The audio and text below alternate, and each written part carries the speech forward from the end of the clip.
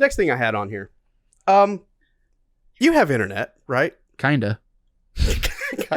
I know you have issues. That's why I brought that up. But Starlink. Are you interested in Starlink? They have had my money for like a year, and I'm still waiting for my satellite. Or for my dish, yeah. So you're invested. I am very invested. I'm very I'm just awaiting this promise. And you're not the only one. I know several friends of mine in different parts of the country that have spotty internet. They are interested in Starlink. It's a great idea, and it's a great service. And in this day and age where like the government doesn't know how or where to invest in infrastructure, a private company stepping forward and providing this service to people that normally would not have it seems like it would be a great thing. But I have, in very recent weeks, become just painfully aware of the cost of that thing happening. And that is the fact that Elon Musk is launching, at the end of the cycle, once they are done launching all of the satellites that are going into orbit, it's going to be 42,000 satellites in orbit. I know we have gotten used to hearing about space debris, and there's something like 250,000 objects in space at any given time that are a possible collision threat. But think about that. Now we're going to add another 42,000 into orbit. And there are only 1,500 of those Starlink satellites that have been launched to date. And yet, it is already impacting the night sky. If you look at a live sky tracking service, at any given time, there are at least 3 to 4 Starlink satellites over your head at any given time for your location. And it's only going to get worse. And what I've noticed is I've very recently gotten back into astronomy again. And like last night, I set my telescope up, and the first thing I did was look in the eyepiece to calibrate the alignment of my telescope. And the very first thing that I saw was a satellite going across my eyepiece. And I mean, it shouldn't happen that frequently, and it's happened to me several times. And so I just sit here thinking, Starlink's a great idea. It's a great service, but I don't like it messing up the sky. We've already ruined the night sky with light pollution. Here's yet another layer on top of something that's going to prevent us from being able to enjoy the stars. And that's a little mini rant for me. I think you need to let it go, man. Oh, I'm not going to lose any sleep over this.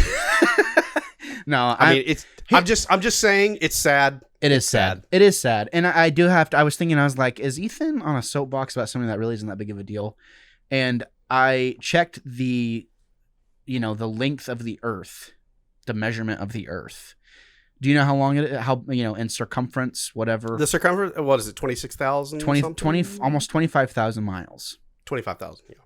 So that means when I see in the doc here, you say there's 1,500 satellites in the sky right now. In orbit now, yes. 42,000 is the goal? Yeah. That's how many, to have complete coverage worldwide, they will have to have 42,000. That means no matter where you're at in the world, you'll be able to see a couple of satellites out there. At least. And it's going to be more. If you're really looking. And I think too, for the 90% of people that are out there, they probably won't be looking too hard. I don't know what does it look like? What are the satellites? Do they blink or what? No, it looks like a star, but it's just moving. It's just moving across the sky. If you happen to be in a place where you have reasonable skies, like if you're in the middle of a metro area, you don't care. You're not seeing this stuff anyway. But if you are in a suburban area, go out in the night sky tonight and look up and see how many satellites you count in a 15-minute period after sunset. And if you're in the Midwest, if you're in the Midwest, Jim Bob, no, that is not aliens. I didn't put the UFO report in here, but they're out there. They are out there. I always knew it. In any case, I always freaking knew it. Go ahead. After sunset, go out there, 15 minutes, do a survey, see how many satellites you see. Count them up. And I think you will be shocked at how many you actually spot. Yeah. It's bad. I need to do that because we have a nice, a nice big. It's like two. Yeah. It's like two suns. You've been to the place. You know how it is. Oh yeah. It's like Yeah. two suns. Out at the thing. Sometimes I'll go out there with the dogs and I'm all. I just do my thing, and because it looks exactly like that, and I don't want anything. I don't want any freaking space trash. Elon Musk's Tesla space trash junking it up. But if it gives me a direct line to some internet connection to where I can murk fools in Halo, bring it on, baby. Capitalism. I was gonna say, and that's the thing. That's why I'm not getting upset about it, is because we live in a world where those priorities have shifted. It's a very minute, small group of people that are angry about the skies being ruined, myself included. But I'm not so angry that I'm going to, march on the Capitol or something like that. It's just sad to me, and I'm just making people aware of it, and maybe. Because like I said, the priority has shifted. Most people just want that internet. They want that download. They want that upload. And myself included. I'm on the opposite end of the that's spectrum. Fine. Yeah, exactly. That's fine. You can have that. You're going to have that. But there's a cost. Yep. And how that cost affects future generations is something that, sadly, people just don't give enough thought to. Yeah. But well I'm said. off the soapbox now. Okay. How did it feel? I'm enjoying the whiskey. That makes me feel good. That's good. I'm glad. Next song.